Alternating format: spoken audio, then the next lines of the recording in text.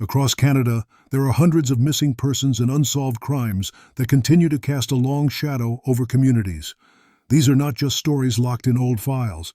They are real lives, cut short or left unanswered, leaving behind families who are still searching for truth. Cold cases test not only the limits of forensic science and investigative resources, but also the resilience of those who refuse to give up hope. For decades, law enforcement has poured thousands of hours into re-examining evidence, chasing new leads, and using evolving technology to try and bring closure. Yet with each year that passes, these mysteries grow heavier on the public conscience. They shape how Canadians think about safety, justice, and accountability, reminding us that unresolved tragedies can linger far longer than anyone imagines. As we explore some of the most haunting forgotten cases, we invite you to share in the conversation. Drop a comment to let us know where you're watching from and what time it is right now. And don't forget to subscribe for more true crime documentaries. Emma Filipoff, 2012, Victoria, BC. Last seen outside the Empress Hotel on November 28, 2012 in Victoria, British Columbia. 26-year-old Emma Filipoff disappeared after being seen outside the Empress Hotel. That evening, police spoke with her, determined she was not at immediate risk, and allowed her to leave. She walked away into the night and has never been seen again. Emma was born on January 6, 1986, in Perth, Ontario. She grew up in a supportive family, raised by her mother, Shelley. Emma was artistic and creative. She loved writing, painting, and photography. Friends described her as free-spirited, gentle, and independent, with a tendency to be private and introspective. In 2011, Emma moved across the country to Victoria, BC. She worked in seasonal jobs, including at Red Fish Bluefish, a well-known waterfront restaurant. During her time in the city, she sometimes lived unconventionally, on boats, with friends, or in the woods. By late 2012, she was staying off and on at Sandy Merriman House, a women's shelter run by Kool-Aid Society. Staff there described her as polite and quiet. Emma often kept to herself, but she was not disconnected. She stayed in touch with her mother by phone and email, though those communications became strained in the weeks before she vanished. On November 28, 2012, Emma left the Sandy Merriman house during the day and was seen at several locations around Victoria. That afternoon, she bought a prepaid credit card from a 7-Eleven convenience store. Surveillance footage showed her lingering inside, appearing hesitant to leave. Staff later described her behavior as nervous. Later in the day, Emma attempted to take a taxi toward the airport. She reportedly got in, but then asked to be let out after a short distance, saying she did not have enough money for the fare, even though she had just purchased the prepaid card. Witnesses said she seemed indecisive. That evening, around 7 o'clock to 8 o'clock p.m., Emma was spotted barefoot near the Empress Hotel. She appeared distressed, and a passerby phoned 911. Victoria police officers arrived and spoke with her for approximately 45 minutes. They asked her questions, and while she responded, she gave little detail. Officers concluded she was not a threat to herself or others and decided not to detain her. After the encounter, Emma walked away and disappeared. Shortly afterward, police located Emma's red 1993 Mazda MPV van in the parking lot of the Chateau Victoria Hotel. Inside were many of her possessions: her passport, wallet, laptop, camera, clothing, library books, and bedding. It appeared that Emma had left behind nearly everything she needed to travel or live independently. This discovery deepened concerns that something had gone wrong. That night, Emma's mother, Shelley, had just arrived in Victoria after flying from Ontario, hoping to reunite with her daughter. By the time she reached the shelter, Emma was gone. A missing person report was filed that same night. Victoria Police immediately opened Case 12-47309. Early efforts focused on Emma's known routines, areas she frequented near the inner harbor, the shelter, and trails nearby. Police conducted searches by ground and water. The harbor was checked by dive teams. Search dogs were deployed in wooded areas. Witness reports helped build a timeline of Emma's final day. Staff at 7-Eleven confirmed the prepaid card purchase. A taxi driver corroborated her brief attempt to reach the airport. Passers-by near the Empress confirmed her barefoot appearance, and police documented their 45-minute interaction before she walked away. Despite these accounts, no confirmed sightings of Emma were made after the police encounter outside the Empress Hotel. Her van became a critical focus of the investigation. Investigators processed it for evidence, but nothing suggested where she went. The presence of her identification and personal belongings inside the van was troubling. It indicated that she had not intended to leave voluntarily for a long trip. Over the years, investigators have received hundreds of tips. Some people claim to have seen Emma around Victoria in the days following her disappearance.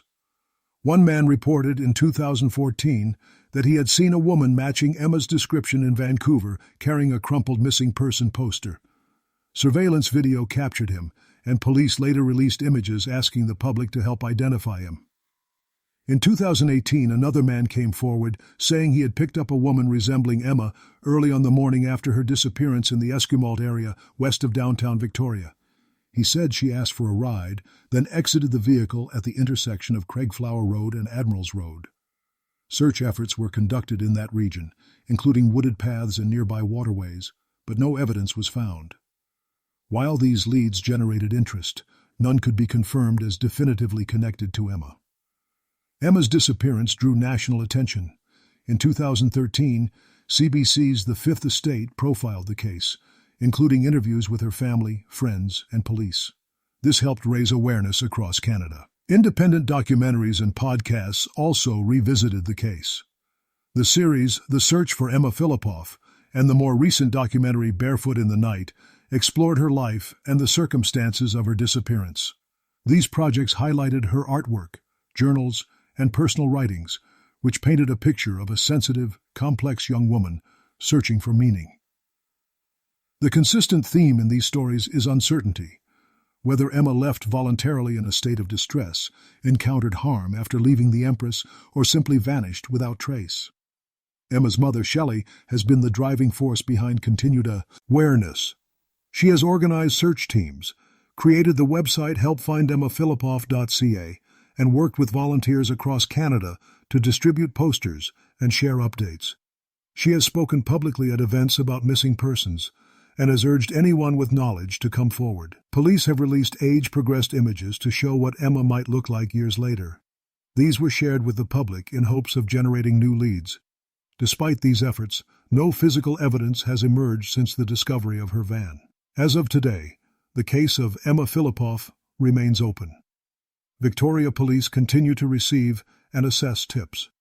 Emma's file is still classified as a missing person investigation, not a confirmed crime. The most recent official statement from Victoria Police reiterates their commitment. The case will remain active until Emma is found, or there are definitive answers. The age-progressed images remain part of their outreach, alongside appeals for anyone with knowledge, even years later, to step forward. The disappearance of Emma Filipoff is one of Canada's most haunting recent mysteries. In the span of a single evening, she was seen alive, spoken to by police, and then lost to time. Her van, filled with her belongings, sits as the most tangible reminder of a life interrupted. The case highlights the challenges of missing persons investigations, especially when the last confirmed interaction leaves no clear path forward. It underscores the importance of public awareness, consistent investigation, and family advocacy. For Emma's family, especially her mother Shelley, the hope remains that someone, somewhere, knows what happened after she walked away from the Empress Hotel. Until then, the question persists. How can a young woman vanish in the middle of a busy city, leaving behind everything she owned without a single confirmed trace? Her story remains a reminder of how fragile certainty can be and how one moment can change everything. Nicole Morin, 1985, Toronto, vanished from her apartment building on the morning of July 30, 1985 in Etobicoke, Toronto. 8-year-old Nicole Louise Morin left her 20th floor penthouse apartment at 627 the West Mall. She told her friend over the building's intercom that she would meet her in the lobby, and together they planned to go swimming in the building's outdoor pool. Nicole never arrived. That walk down the hallway toward the elevator was the last confirmed time she was seen. Nicole was born on April 1, 1977.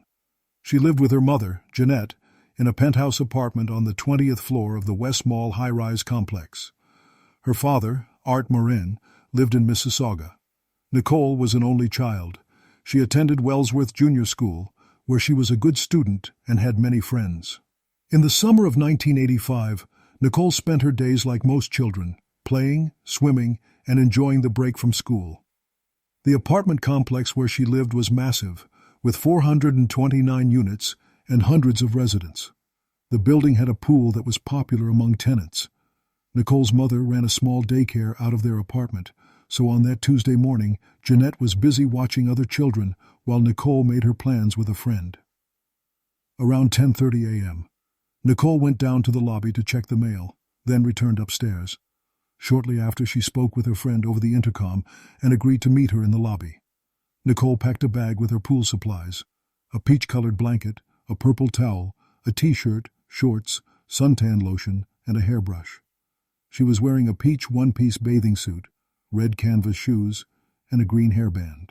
At approximately 11 o'clock a.m., Nicole left the apartment to meet her friend downstairs. She was seen walking down the hallway toward the elevator, but she never made it to the lobby.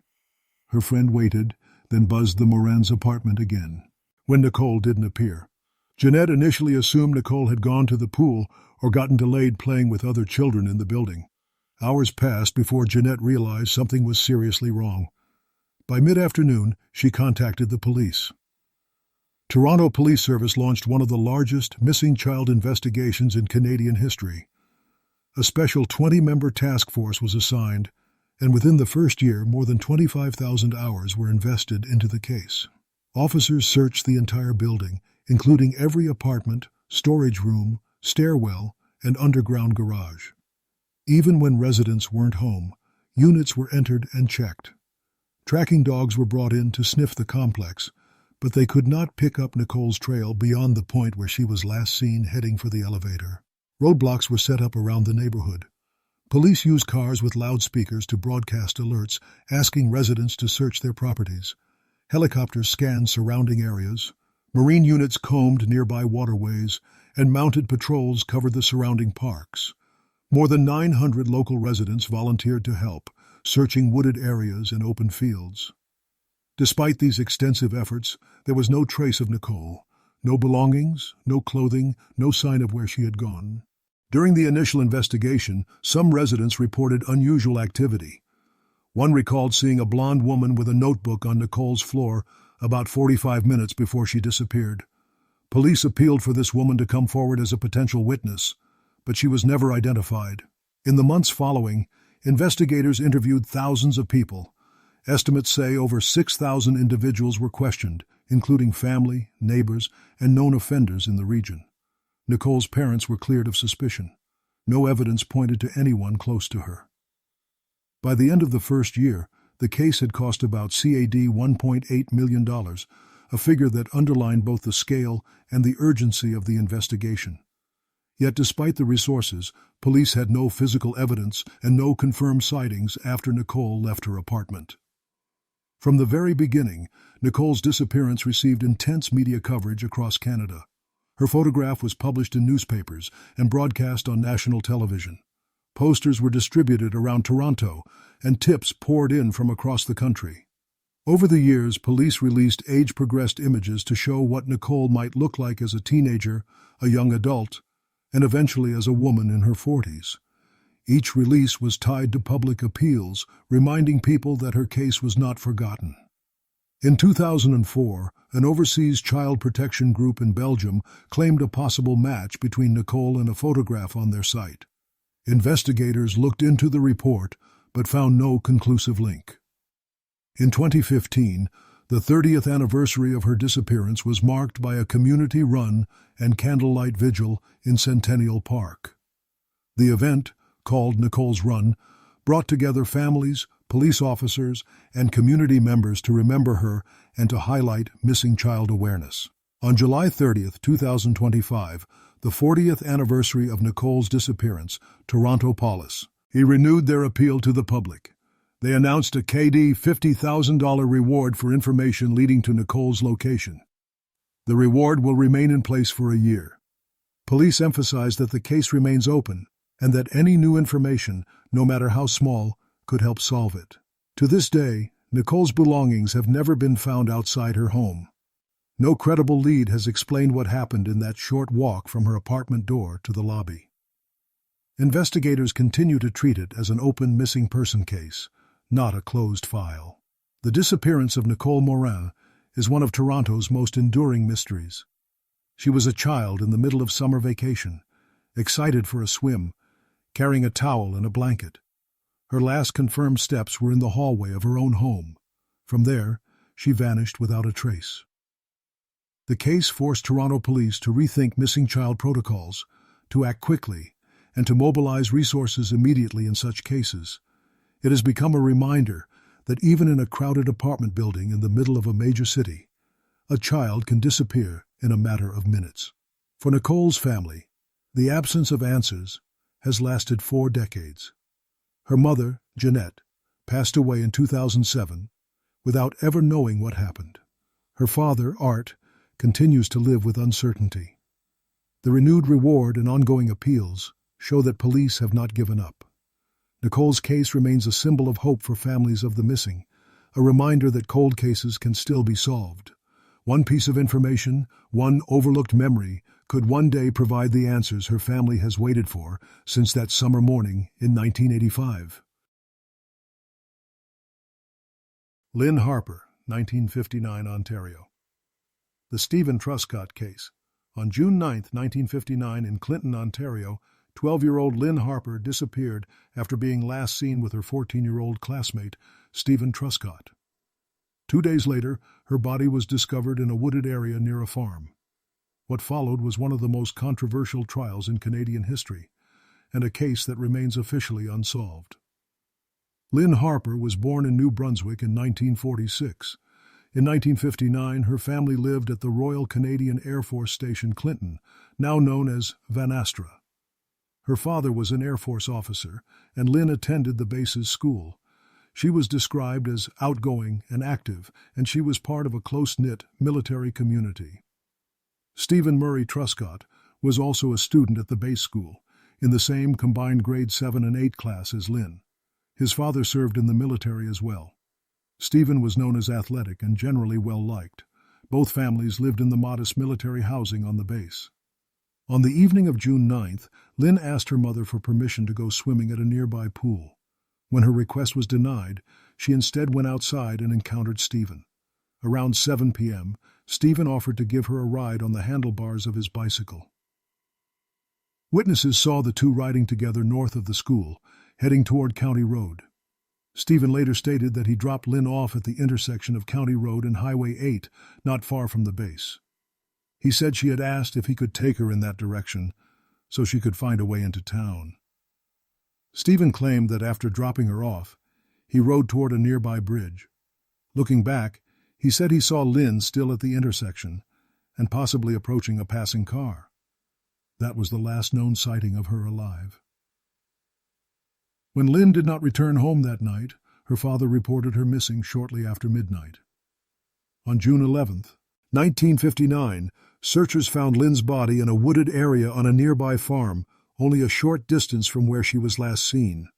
The circumstances clearly showed that her life had been taken. Police immediately focused on Steven Truscott, as he was the last person confirmed to be with Lynne. On June 12th, Steven was brought in for questioning, and by June 13th, he was formally charged with her murder. Though he was only 14 years old, the Crown decided he would be tried as an adult. At that time, a conviction for capital murder carried a mandatory death sentence. Investigators relied heavily on the opinion of the pathologist, who testified that Lynne's death had occurred between 7 and 7:45 p.m. on June 9th, the same narrow window of time when she had been with Steven. This conclusion was based on the state of her stomach contents and early signs of decomposition. Other evidence included witness statements. Some classmates and residents recalled seeing Steven and Lynne riding together. Others claimed to have seen Steven returning alone on his bike. Scratches on Steven's body were also presented as suspicious. The trial opened on September 16, 1959, in Goderich, Ontario. Over the following 2 weeks, the prosecution built its case almost entirely on circumstantial evidence. The defense argued that Steven had dropped Lynne off safely and that she was alive when he last saw her. His claim that she may have entered a car was never fully investigated. Despite his consistent story, the jury convicted him on September 30th of first-degree murder. By law, the judge sentenced him to death by hanging. At only 14, Steven Truscott became the youngest person in Canadian history to receive a death sentence. In January 1960, the Ontario Court of Appeal dismissed Steven's appeal. The Supreme Court of Canada later refused to hear the case. With his execution looming, the federal government intervened. On February 24, 1960, his death sentence was commuted to life imprisonment. Steven served 10 years in custody before being released on parole in October 1969 at the age of 24. Though free, he remained branded as a convicted killer. From the beginning, doubts surrounded the case. In 1966, journalist Isabelle Lebordace published The Trial of Steven Truscott, questioning the investigation and trial process. That same year, the federal government referred the case to the Supreme Court of Canada for a special review. In 1967, the court concluded that the conviction would have been upheld under the evidence available at the time. Despite this, the book and the review kept the case in the public eye. Many Canadians began to see Steven as potentially innocent, with questions growing about the fairness of the trial.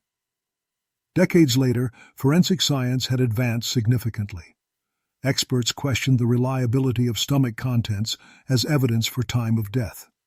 In fact, many pathologists now considered such methods far too imprecise to be used in court. In the early 2000s, Innocence Canada, then known as the Association in Defense of the Wrongly Convicted, took up Steven's case. In 2001, they requested a ministerial review. Retired Justice Fred Kaufman was assigned to investigate, and his review concluded that there was a strong likelihood of a miscarriage of justice.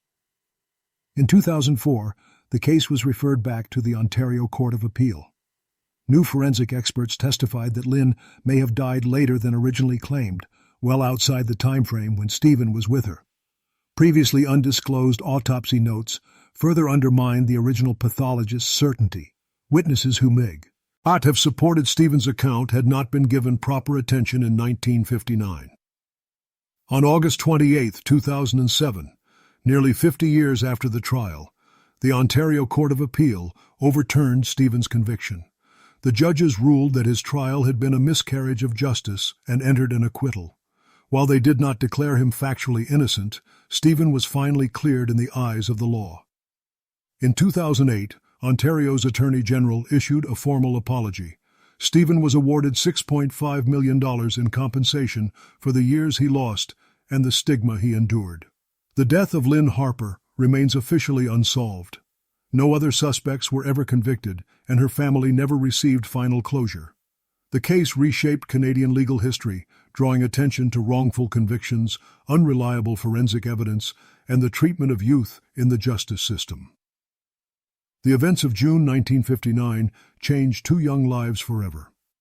Lynne Harper's life was taken at only 12 years old, and her family was left with decades of unanswered questions. Steven Truscott spent nearly half a century fighting to clear his name after being wrongfully condemned as her killer.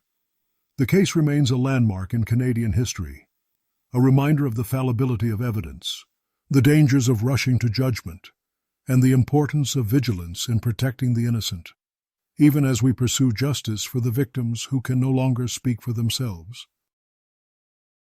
Adrien McNaughton, 1972, Eastern Ontario. 5-year-old vanished on a family outing. On June 12, 1972, 5-year-old Adrien Asa McNaughton disappeared during a family outing at Holmes Lake in Brougham Township, Ontario. That afternoon, after fishing with his father, 2 older brothers, and a family friend, Adrien stepped away from the shoreline. He walked toward the nearby woods, and within minutes, he was gone. Despite extensive searches then and renewed efforts decades later, Adrien has never been found. Adrien was born on November 4, 1966, in Arnprior, Ontario. He was the youngest child of Murray and Barbara McNaughton. Adrien was described as a quiet boy with a playful streak, smaller than average for his age, with blonde hair and brown eyes.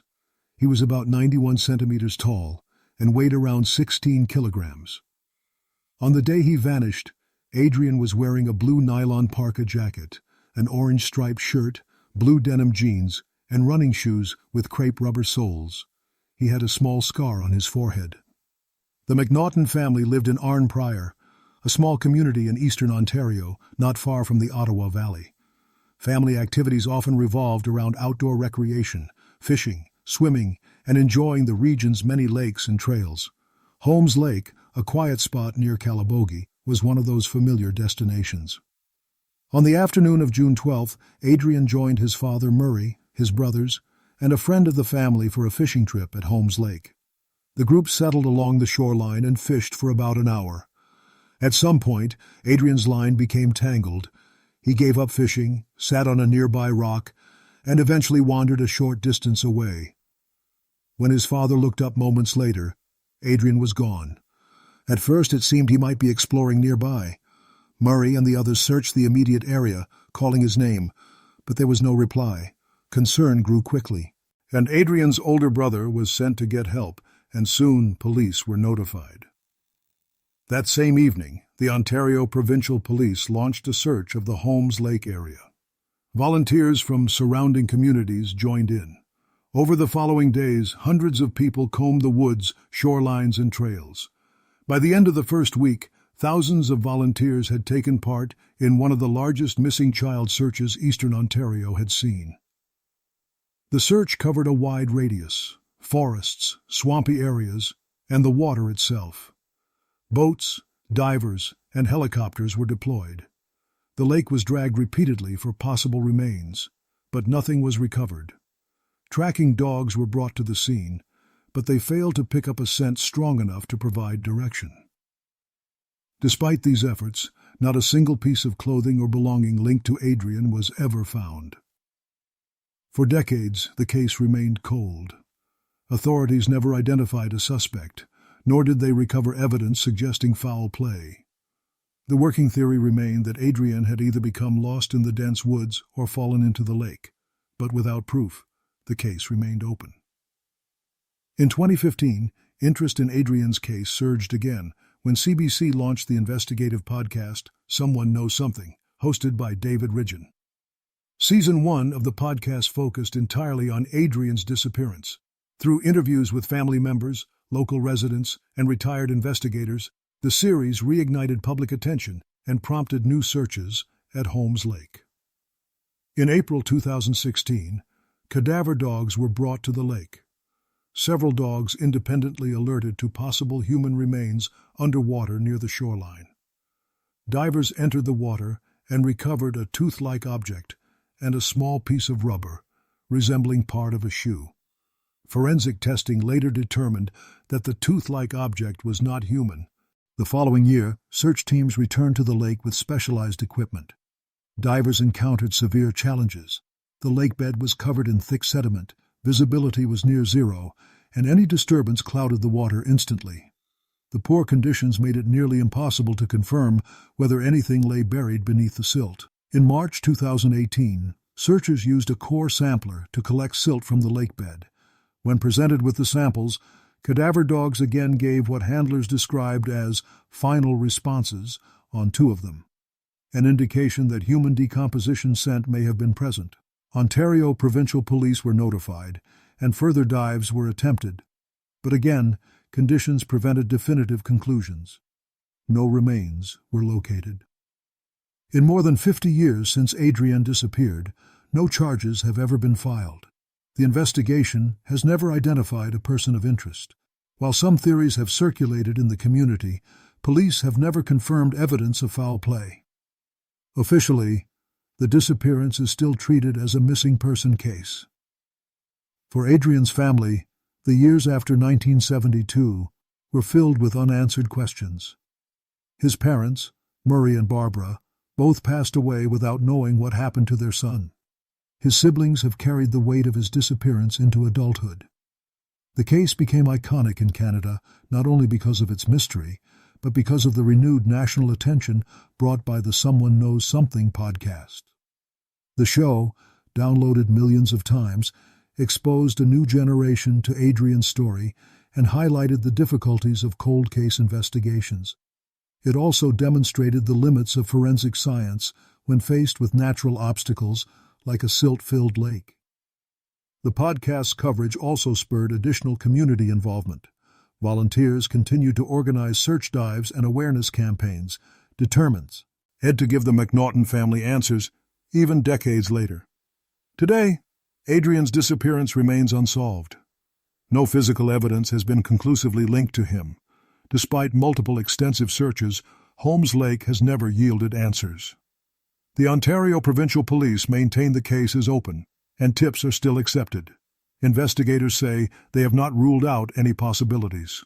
The file remains active, though no new developments have been publicly announced since the late 2010s. Adrien McNaughton was only 5 years old when he walked away from the shoreline at Holmes Lake and vanished. The decades since have seen thousands of search hours, renewed dives, modern forensic efforts, and national media attention. Yet the central question remains unanswered. What happened to Adrien that afternoon in June 1972? For his family, the absence of answers has been lifelong. For investigators, the case is a reminder of both the urgency of the first hours of a disappearance and the challenges of nature, water, woods, and time that can erase vital evidence. Adrien's story is remembered because of the determination of those who never stopped searching, his family, his community, and the journalists who brought his case back to light. His name has become part of Canadian true crime history, not because of what was solved, but because of what still lingers unresolved. Until evidence emerges from the depths of Holmes Lake, or from memory within the community, Adrien's disappearance stands as one of Canada's most haunting unsolved cases. Highway of Tears, since late 1960s BC. Multiple disappearances and murders. It's a cold summer evening in July 2002. A 24-year-old woman named Nicole Hoare is driving along Highway 16 in British Columbia, heading toward Smithers. She stops at a gas station at about 2:50 p.m. near Prince George, fills up, and without hesitation, begins walking toward a highway shoulder. She's hitchhiking. That's the last confirmed time she is seen alive. No one sees her get into a car. By dusk, her absence is noticed. By the next day, her family reports her missing. The highway stays quiet, but something is deeply wrong. Highway 16, also known as the Yellowhead Highway, stretches about 719 kilometers between Prince George and Prince Rupert in northern British Columbia. Over time, this road, bordered by dense forest, remote communities, logging roads, few services, became the site where dozens of Indigenous women and girls went missing or were found dead under unexplained circumstances. Many of the communities alongside this highway are First Nations communities.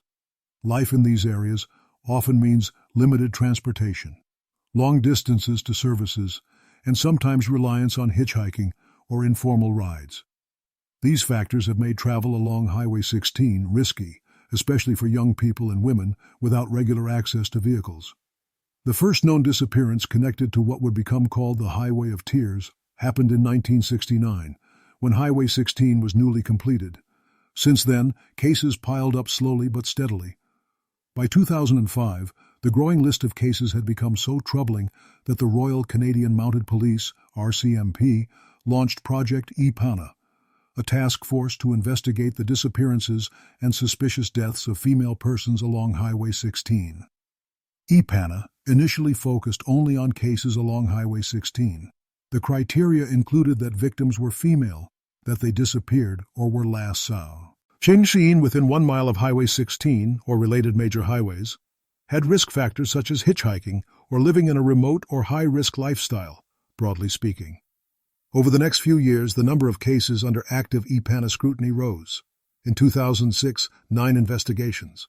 By 2007, that list doubled to about 18 cases, including both murders and disappearances. On launching in fall 2005, Project EPANA sought to find links. Were some of these incidents the work of one or more perpetrators, or were they separate, disconnected tragedies? They reviewed old case files, spoke with families, explored geography, patterns of last known movements, witness statements. Because many of the affected individuals were indigenous, local community leaders pressed for more transparency, better communication, and fair investigation. But the task force faced challenges: limited resources, large territory, often weak or missing evidence, and sometimes delays in reporting missing persons. Also, cutbacks over time reduced personnel, from perhaps dozens dedicated officers in early years down to far fewer by 2013-2014. Let's step through several of the better-known cases to see patterns and progress. Nicole Hoare, 2002, as in the opening, last seen hitchhiking. Police searched multiple properties, including one belonging to Leland Chuggy Vincent Switzer in Isle Pierre, a rural area near Prince George. Evidence has been sought but no arrest or conviction. Monica Jack, 1978. A 12-year-old indigenous girl who vanished while riding her bicycle, expected to return home, but never did. Her remains were located in 1995. This case was one of the oldest unsolved ones. Subsequently, in 2019, Gary Taylor Handlin was convicted for her murder. It was the first full court proceeding under EPANA that led to a sentencing. Gail Ways, Colleen McMillan, 1970s. Their disappearances were matched to remains later found, and some DNA from clothing associated with Colleen McMillan was linked, after her death, to Bobby Jack Fowler, a U.S. convict who had worked in B.C. The details remain incomplete, but these links have created public awareness and debate about possible serial involvement. As the years passed, patterns emerged beyond just individual cases. Indigenous women are disproportionately affected.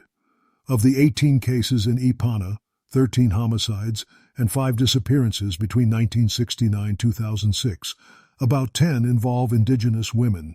This is despite indigenous people making up a much smaller portion of the BC population. Slow or insufficient responses. Some family members and advocacy groups maintain that in many cases the RCMP response was delayed, under-resourced, or deprioritized because of the victim's race, remoteness, or lifestyle. Physical isolation. Many incidents happened in locations with low visibility, dense forest, poor road infrastructure, little public transit, isolated highways. Hitchhiking, a common choice for travel, became a factor that increased risk. Even though many cases remain unsolved, there has been some progress. The conviction of Gary Taylor Handlin in 2019 for the death of Monica Jack brought a measure of closure to one of the oldest cases. EPANA continues to accept tips. Some previously uninterpretable DNA evidence has been re-examined with newer methods. However, funding and manpower remain weak points. The number of investigators allocated to EPANA dropped significantly after earlier years, due in part to budget constraints. As of now, there are still at least 18 officially recognized cases, 13 homicides, 5 disappearances, under Project EPANA, linked to the Highway of Tears between 1969 and 2006. Indigenous communities, activists, and families continue pushing for full resolution. Among them, better communication from law enforcement, more use of modern forensic tools, improved safety measures in remote areas, safer travel alternatives, better lighting, road watch programs. Estimates differ. Some indigenous groups believe the number of missing or murdered women along that highway is closer to 40 or more, including cases not officially counted in EPANA's list. The issue also fed into national conversations. The Missing and Murdered Indigenous Women and Girls, MMIWG inquiry, established in recent years, has raised public awareness and documentation of systemic problems. Highway of Tears is one of the most visible examples of this issue. What makes the Highway of Tears especially painful isn't just the disappearances. It's how long many of them remained largely unseen by broader public awareness, how many families waited decades for answers, and how many cases still wait. As we look back to Nicole Hoare's 2002 vanishing, or Monica Jack's case from 1978, or the many others between 1969 and 2006, one thing stands clear. Each of these victims had a life, a family, a community demanding answers. The road itself, the long stretches between towns, the dense woods, it's not just geography, it's witness. It holds secrets. It needs justice. So tonight, we leave this question open. Will the Highway of Tears continue to be a place of unanswered loss, or will the gathering pressure, the improvements in forensic science, the moral urgency from families and communities bring new breakthroughs? Cold cases are more than just unsolved files. They are reminders of families left without answers and communities forever changed by the unknown. Each story we've revisited today shows how quickly lives can be altered and how, even decades later, the search for truth never truly ends. Advances in forensic science and renewed public awareness mean there is always a chance that one detail, one memory, or one new witness could finally bring resolution. Until then, these cases stand as both mysteries and calls for justice. What do you think? Will technology or community persistence be the key to solving these decades-old cases? Let us know your thoughts in the comments. And don't forget to subscribe for more true crime documentaries, just like this one.